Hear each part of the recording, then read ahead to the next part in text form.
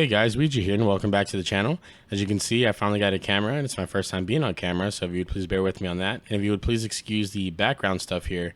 We're actually in the middle of moving this week, but the good news with that is I'll be finally having a room dedicated to making content. So that'll be nice. I just wanted to share my ProQuest experience that I had over the weekend. I played in a ProQuest in San Antonio, Texas at Multiverse Games, managing to take first place playing Casino Starvo. Here is the prize. I have not opened yet. I will be doing that sometime this week on video, as well as making a deck profile. So keep on the lookout for that. But yeah, I just want to talk about everything that led up to me playing in the ProQuest, how the matchups went, and the preparation. Leading in the week of, I jammed more games than I ever had playing Flesh and Blood. I probably put in about 20-25 hours worth of gameplay this week practicing. And I just have to shout out my girlfriend Heather for allowing me to do that, knowing how much it meant to me to, put in that kind of time to potentially win a ProQuest. It really meant a lot to me. And I also want to shout out my testing group, Andrew, Gerardo, Joseph, Umberto, Nick, and Multiverse Games for hosting the event. My testing group is awesome. Love you guys. Thank you for just putting in the time with me, playing games and testing.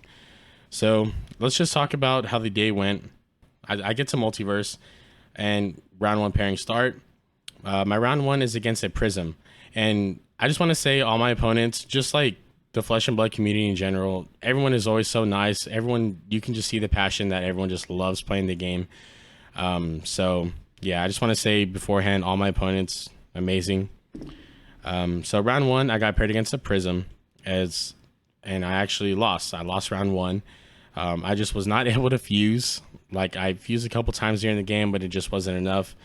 It was able to establish a bunch of auras, things like that. So the Prism ended the game at 22 health, and I lost. So with the round one loss, you're kind of, it's not how you want to start the day, but I really try to keep a strong mentality and just, see where it goes. Don't let it get to you. There to have fun at the end of the day. So yeah, we proceed to round two. Played against Zach. He was playing Briar.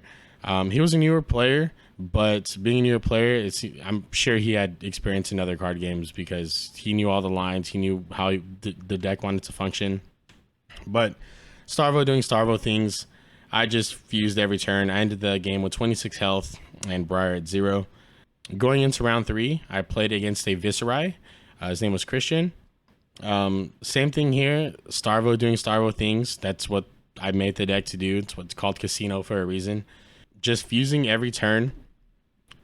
He was not able to put out as much pressure as he would like. So I ended the game with 24 health. Going into round four, I hate mirror matches in any game I play. Just something about them. I just do not like them. So round four, I played against Derek, also playing a Starvo. I luckily had a lot of practice in the mirror match, as much as I hate it, and I know the deck pretty well. So it was a close game. I was at 6 health, and he ended the game at 0. Round 5 against Daniel. He was playing Chain. Again, Starvo. Chain is a coin flip of a matchup, I feel. If you don't get his Husk early, it feels pretty bad. But I managed to put the pressure on, ending the game with 14 health. And Daniel was an amazing opponent. So shout out to you, Daniel. And then I end Swiss rounds going 4-1, making top 8 at 4th seed. And in top 8, the first match was a rematch against Daniel, the Chain I just played.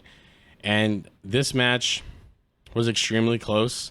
We were both down at 2 health at the end of the game. He had made a few mistakes during the game that I just allowed him to, it's okay. Like, I didn't want to win that way. I kind of let him do some things. That's just, I know it's a ProQuest and, you should probably not do that. But I said, it's okay. You can, fix whatever. So we were at 2-2, and Daniel at the end of the game actually conceded. He didn't want to win that way. He said that he made too many mistakes and that I deserved the win. And, I asked him, are you sure? And he said, yeah, dude, no problem. Do not feel bad. I made too many mistakes that game that I shouldn't have gotten away with. So I just want to say shout out to you, Daniel. That was really awesome of you. We go into top 4. There was another mirror match playing against Philip. Philip is a really good player. I knew that going in. When I got matched up against him, I was like, oh man, I knew that this was going to be a tough game. And it was. He was playing more of the control version of Sarvo. I was just playing straight casino. We knew what each other were playing leading into it. And it was as close as you can get. I mean, I ended the game at 1 health, literally. I managed to get an Oaken Old into a Pulse of Candlehold, putting it on top, crowning my arsenal away, getting another Oaken Old, playing it the following turn, or the same turn, actually. I played the first Oaken Old, and then the next turn I pulsed the Oaken on top, crowning it away, drawing it, and playing another one into another Oaken Old. So 3 Oaken Olds in a row. Of course, that's backbreaking for anybody, but it was an extremely close game. Philip is an amazing player. Yeah, good game to you, Philip. That was a good game. And then going into the finals, played against Dave. He was playing Prism. So, you know, Prism is always a little bit tough for Guardian, but luckily Starvo has tools to deal with it. Earlier in the day, I had sided in Lead the Charge. I just didn't find myself using it, didn't really like it. So I did not side them in for this game. I was just going straight aggro, just trying to kill him. In the beginning, he was establishing auras. I was controlling him as much as I could, but there was a point to where he managed to snowball like 3 or 4 of them. And at that point, I was just putting on the pressure. He had taken a lot of damage early. So yeah, I just kept going face, playing Crippling Crush.